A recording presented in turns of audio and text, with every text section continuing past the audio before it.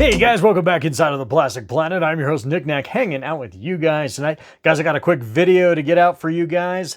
We're going to be looking at some awesome Star Wars stuff I've been doing up here in the Plastic Planet, including my brand new Hasbro Slave 1. I'm going to check out that ship and some updates and some things that I've got planned up here in the main Star Wars wing of the Plastic Planet. And then we're also going to be heading downstairs into the arcade/archive room of the Plastic Planet. Check out some things that I got going on down there as well. So anyway, it's a full slate tonight, so let's just get on it, guys. Let's get on it right now. Alrighty guys, so check it out. I opted not to do a full unboxing video of this piece, this awesome Hasbro Slave 1 that I picked up at my local GameStop for right around 135, 150 bucks, somewhere in there. Anyway, really awesome looking piece.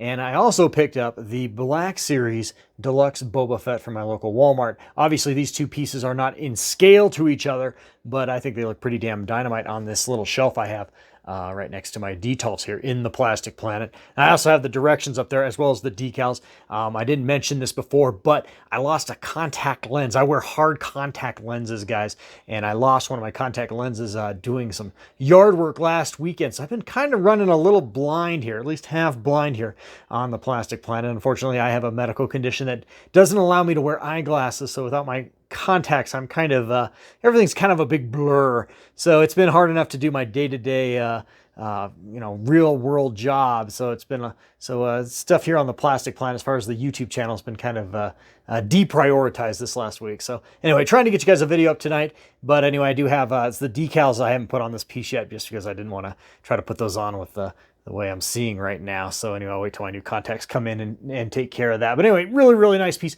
Let's take a look at the inside of it. Just give you guys a little bit of a tour. Alrighty, so here is Slave 1 in its landing position. And I don't have a decent modern 3 3/4 inch Boba Fett to go with this piece. And I actually thought it came with a Boba Fett. I was incorrect. It only comes with the Han and Carbonite slab, so it doesn't actually come with a 3 3/4 inch Boba Fett. But so I have that old Power of the Force 2 Boba Fett with it for right now. I'll probably be replacing that in the near future. But I don't know, it looks pretty damn awesome. And the ship itself is really fantastic. I had the original vintage as a kid. I've had the Power of the Force 2 Slave 1 as well as the Episode 2 one that came out a couple years back. And this is definitely the best rendition of Slave 1 that I've ever seen. Absolutely awesome. And yeah, it's pretty cool. Let's take a look at the inside real fast. Alrighty guys, I have the my light on my camera so we can actually see into the ship. And there's a couple decals that do go in here that I haven't yet put on, so it might look a little plain than it should, but nevertheless looks really good. The seats for the in the cockpit do swing down when the wings are in the landing position versus the flight mode, and they do advise you to put the wings on in the landing position when you're assembling this thing. They do kind of, if you put them on wrong, they do kind of get miscalibrated a little bit, and it's a little bit wonky when you're assembling it. So just word to the wise if you pick this up, and you may notice that. Anyway, it's nice. So it's got the nice interior cargo bay. It's got the cargo bay back here with this really cool like piece of, I don't know what the hell it's supposed to be. It's like a piece of cargo, but anyway, that drops down too as well, as you guys can see. So that comes down. So that's really cool. I thought the carbonite block, here's the Han Solo carbonite block for you guys. Sorry, I'm kind of being a little shaky with the camera here. Here is the Han and carbonite block, and I thought this piece actually went up in here, but I guess you could fit it up there. But it did come with this piece, so it's like a little clear like cargo container, which is kind of neat. Anyway, so that can go up in that cargo hold there, which is really cool. And then this piece also comes off down here. And so there's another area there, but again, you'd think the Han and carbonite would go in there, but it does not. So I don't know what can go in there, but anyway, it's there, and that's kind of cool. So I mean, all in all, it's a really fun piece. Is it worth the price point? No, I think these things are a little overpriced. $130 for this feels a little overpriced to me, but I don't know. It seems to be the going market on these Hasbro pieces. Anyway, that's where the figures can fit inside of the cockpit there. You guys can see it can fit up to 3 action figures, which is really cool. It kind of wants to swing up there because it's in landing mode, but as soon as you move these wings down, it will go into flight mode, and these will sit in the upright position like that. So I don't know, pretty cool. Alrighty guys, and here it is in the flight position. And you guys can see I do have that Power of the Force 2 Boba Fett inside the cockpit. He fits in there fairly decently, and he's a little bit of an oversized figure, as you guys probably all know with those early Power of the Force 2 figures are a little bulky. So he does fit in the cockpit. So, I mean, I'm sure the cockpit would easily accommodate a more modern Boba Fett figure, but giving you guys a little bit of a 360 of the ship itself. And it's pretty cool. The wings have a tendency to want to lag down, and maybe I didn't assemble it quite right. I don't claim to be an expert on these things. In fact, quite often my subscribers do correct me on things, and I don't bristle at that at all. I actually welcome it. Guys point out all the time things that I miss in my reviews, and some stuff that actually is very helpful, considering that, I buy this stuff and, I don't know everything. I don't claim to be a freaking expert, and so it's all good. But anyway, yeah, those wings don't really want to stay up there. As you guys can see, I keep moving them up, and they keep wanting to move down a little bit. But anyway, I don't know. Let me know in the comment section if that's indicative of this, or maybe I'm doing something wrong. I'm certainly happy to hear otherwise. On the backside, looks really, really cool. You guys can see the ion engine and everything, all that stuff. It does have the sonic charges that on each side here that can be dropped off with a push of a button. They do launch. I'm pushing it. You guys can see the little holders there do retract. It's not dumping out, and that's fine. But anyway, a little bit of an action gimmick there. And that was one of my very favorite effects from Episode 2, Attack of the Clones, when Jango Fett unleashed those on Obi-Wan Kenobi in the orbit around Geonosis. And then, of course, we do see it again in The Mandalorian Season 2. So very, very cool. Very, very cool effect from this ship. Slave 1's pretty freaking badass. The guns do have a little gimmicky launch thing, which I'm not going to do because I don't want to shoot my little guns out into the oblivion, probably fall under the couch or some shit. But you guys can see it's a really, really nice ship. Good size, very good scale. Yeah, it's pretty damn awesome.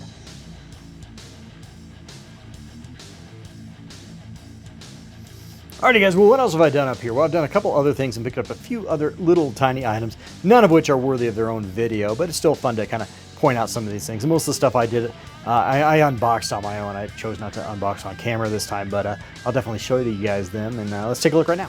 Alrighty guys, first up guys, I've been really into these Stan Solo custom creations that you can buy off Etsy or find them on eBay, and probably other online stores as well. These are basically customized jobs. They're third party, not affiliated with Lucasfilm, Disney, or Hasbro, but they are very, very cool. These are obviously knockoffs of the original droids, C-3PO and R2-D2. Again, these were Stan Solo creations. The leg is sold, the third leg on R2 is sold separately, but as you guys can see, it is designed for it and fits right inside of that little, inside of his socket. Very, very, very well. Anyway, like I said, these are knockoffs, but they are just beautifully done. These aren't your normal kind of customized action figures. It's not like some, like I said in my last video, it's not like some dude's boiling action figures in his basement. I don't know how they make these, but they are very, very cool. They feel like they came right out of a package in 1985. In this case, would be for the Droids cartoon. But anyway, it really, really just brings this whole shelf together for my Droids montage or collage on this particular shelf with my lunchbox, my original. Well, not my original. It was actually a re-released VHS from the 1990s, and then of course the Stan Solo version of the Kenner C-3PO and R2-D2 from 1985, the Droids cartoon, and they're on actually. I think that's an excellent Episode 2 action figure stand that they happen to be on, but it looks really, really good, I think. So anyway, that's this shelf, looking really fantastic. Alrighty, guys. So next up, check it out. I have done a little bit of improvement on my original Kenner Death Star playset over here in the corner. Now I added this piece just a couple years ago to my collection, as I've talked about in my previous room tour videos. This was sort of a grail for my childhood that I always wanted, and I didn't get till my mid-40s. Just bought it off eBay just a couple years ago, as I just mentioned. And I've loved having it, but I've never really liked the way I had it positioned in this corner. It never sat right. Never sat quite right. It was always a little lopsided and just didn't look really good. So anyway, I got out this plastic acrylic stand that I had in the basement. I previously had it in one of my Transformer displays, and then I took it out of that, and I wasn't sure what to do with it. And this does not help my hoarder instincts at all. I actually thought about throwing this piece, this little acrylic display stand, out a couple times, because it's heavy and it kept getting in my way, and I didn't really have a use for it. And if you don't have a use for something, you shouldn't hang on to it. At least that's the minimalist philosophy. But the thing is, like, you never know when you might have a use for it in the future, and it just feeds my instinct to hoard junk sometimes, because I'm afraid to throw things out because I'm afraid I'll regret it. Well, I would have regretted it because I found the perfect use for it, and that was to give a real level area to display my Death Star playset in this corner. And it sits really nice between the two ledges here. This ledge runs the whole diameter of my room here. It's basically the foundation of the house. And it just fits on that ledge, that lip really nicely. And it gives the playset itself just a nice surface to sit on, a nice level surface to sit on. And it looks really good. So I'm really pleased with how this looks. I've got my Stan Solo R5 droid. I showed off in my last video there with my Death Star, or my Death Star droid there. Really fantastic. And then I also picked up this last week, guys, check it out. I'm going to zoom in a little bit on him. Check it out. I got the Grand Moff Tarkin, the vintage Kenner Grand Moff Tarkin. Now that came with that re-release of the Escape from the Death Star board game that came out. I think it was for the 40th anniversary of A New Hope, or the original Star Wars film. Anyway, he came with that. I have no interest in probably ever playing that game, but it's a neat gimmick. But I whiffed at it when it was available at retail. But I did happen to find it, since I've been on this big vintage kick lately. I did happen to find it at my local comic book store, or my local collector store here locally. And I only paid about 35 bucks for it. So it's just a little more than what I would have paid for it at mass retail at Target. Oh, 2 years ago, 3 years ago, whenever that was. So anyway, he looks really good there with my vintage figures from when I was a kid. He's like a new age vintage figure. And it's such a great time to be collecting vintage Star Wars figures. Not because the originals are cheap anymore. They aren't. But, new ones are being made between Stan Solo and buying customs online. And then, Hasbro/Kenner is actually creating new ones, like this one here, and the Luke Skywalker that came out this last year in the Empire Strikes Back game, as well as the Mandalorian inspired Kenner vintage style action figures. So it's a great time to be into these things and to really accent and fill out your vintage collection. I just can't say how cool that looks. So anyway, there's the entire battle station, and it looks really dynamite. This is the best it's ever looked in my collection. I'm just really happy.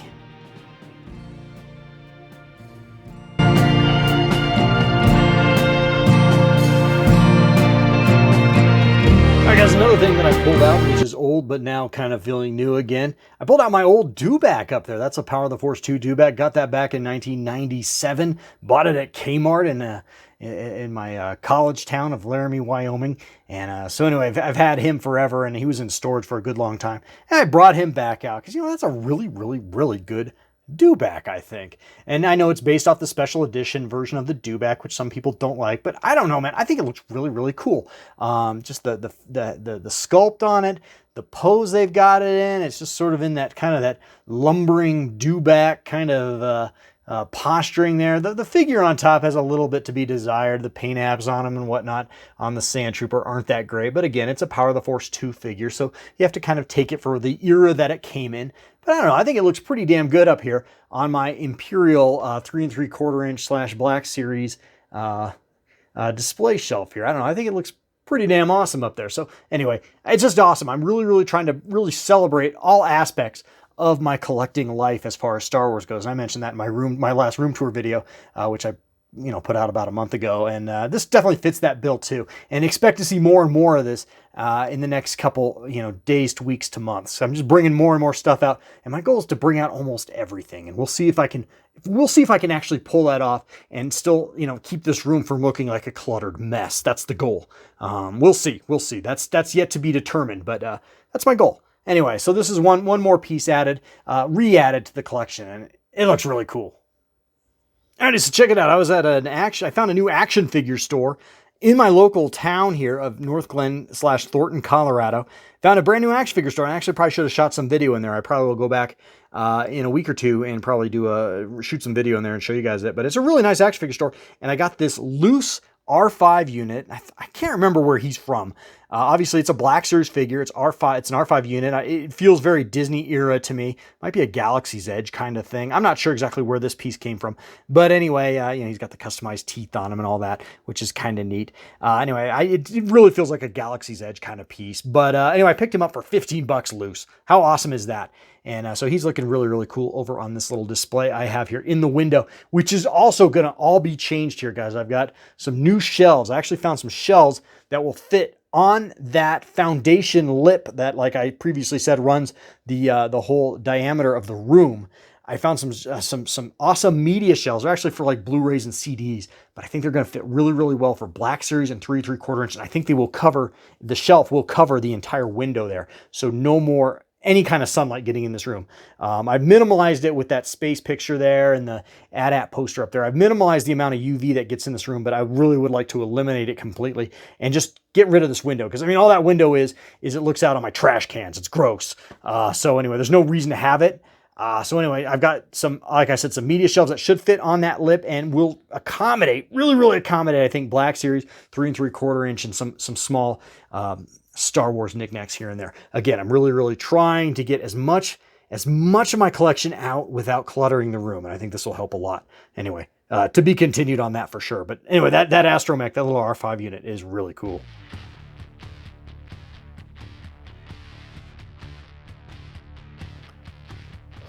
Alrighty, guys.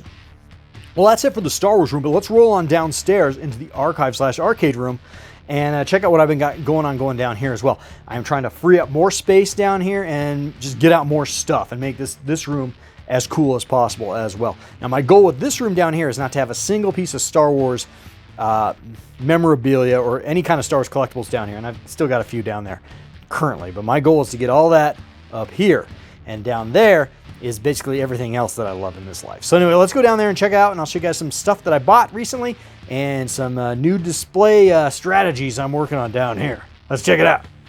Alrighty, guys, and as I'm heading down, check it out, guys. I got Fearsome Flush. Picked this up at the store the other day. Let's get the light on. Picked up Fearsome Flush at the store the other day at Walmart. Little Real Ghostbusters. I don't know if I'm going to be collecting the Real Ghostbusters line, but it was a toilet seat that was, has a tongue coming out of it. How can you not want to fucking own that? So anyway, I picked this up at the store, and I'll unbox it in a later video, or have it unboxed in a later video. There it is. Really cool. Anyway, let's head on down, though, and check out some shit I got going on down here. Check it out. I did pick up this new Star Trek wall mount there. Got that at Hobby Lobby. It was like on sale for like 10 bucks. I don't know if I showed that off yet or not. But anyway, it's really cool. I love just the colors on it, just the characters. It's got the whole original series cast, at least the ones that really, really matter anyway. Maybe missing Yeoman Rand on there. Yeoman Rand is hot. But anyway, it's got all the main players on there from the original series, and as well as the ship. Looking really, really good. Very, very beautiful. And I also added, I haven't showed these guys off yet. I did show it off on my Facebook page, Knickknacks Plastic Planet on Facebook. Check me out on Facebook. I don't post a lot on Facebook, but I do occasionally. I bought these reaction Beavis and Butt-head action figures. Now, they are really, really cool. I've never walked into a store and bought every single action figure that they had on the shelf, but I did it with Beavis and Butt-head because I wanted one set at least loose and one in the package. So very, very cool. There they are at Burger World there. And I love the way the package art just kind of blends together with the two figures.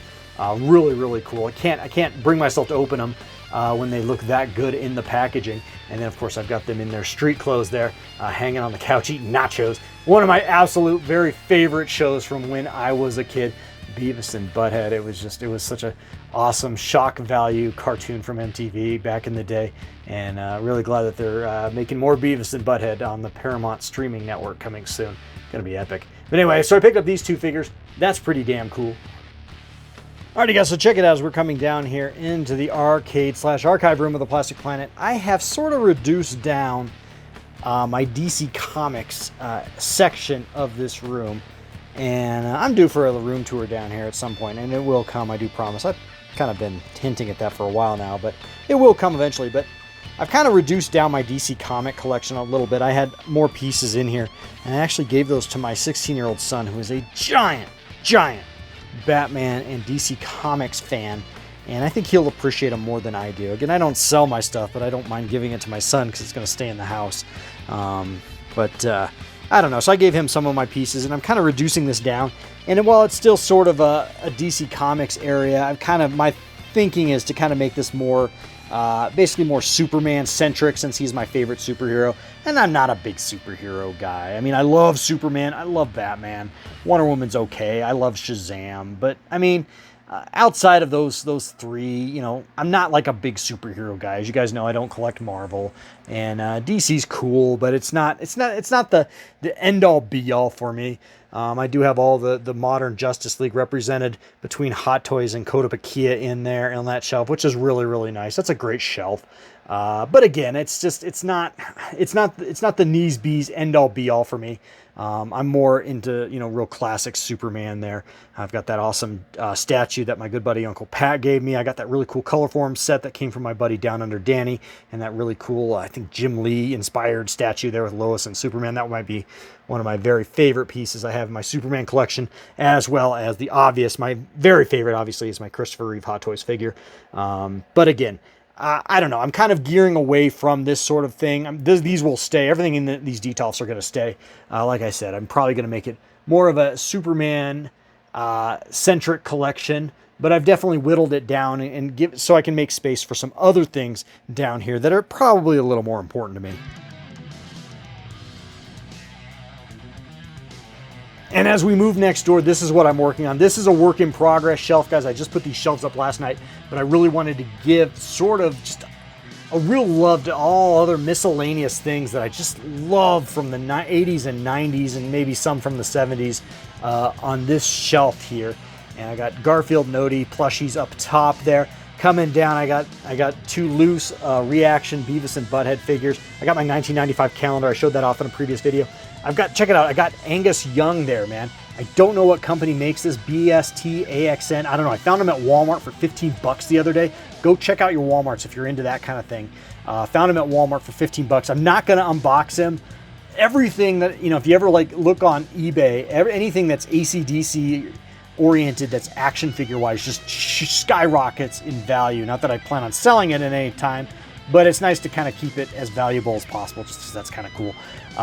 Anyway, so I bought that. AC/DC and Led Zeppelin are my two favorite bands of all time, going back to when I was 14 years old. So I wanted to get some representation there. I got Bill and Ted, showed those guys off on the channel last year. Really, really cool. So it's just a nice 80s, 90s themed shelf there. Got Eddie from Iron Maiden there, about to play some Pac-Man on those Pac-Man keychains. That's really cool. My brother and sister-in-law got me this.